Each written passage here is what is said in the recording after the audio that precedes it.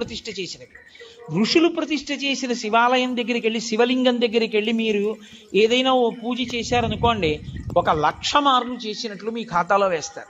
ఓ మారేడుదలం ఋషి ప్రతిష్ఠ చేయబడిన అగస్త్య ప్రతిష్ఠ శివలింగము అన్నారనుకోండి, మీరు బిల్వదళం వేశారనుకోండి, 1,00,000 మార్లు వేశారని గుర్తు.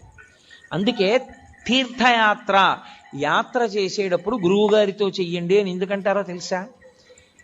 ఈ తేడా తెలియడానికి. లేకపోతే అక్కడ నువ్వు గిరగిరా తిరిగి వచ్చేస్తే ఏమి సంపాదిస్తావు అక్కడికి వెళ్ళి? ఒరే, దానికి బ్రహ్మసూత్రం ఉందిరా, కాస్త తేనె పోయి హుండీలో ఓ 10 రూపాయలు వేయిరా, ఇంకొక మాట సాష్టాంగం చేయరా అని గురువుగారు చెప్తే కదా నువ్వు ఫలితం పొందేది. నీకు బ్రహ్మసూత్రం అంటే తెలియదు, శివలింగం మీద గీత ఎందుకుందో నీకు తెలియకపోతే నువ్వు వెళ్ళి కూడా ఏం చేసుకుంటావు ఆ క్షేత్రానికి? అందుకని గురువుతో వెళ్ళండి తీర్థయాత్రకి అనడానికి కారణం అక్కడ వచ్చింది. కాబట్టి ఆర్షలింగము ఋషి ప్రతిష్ఠ, రాక్షసలింగములను ఉంటాయి.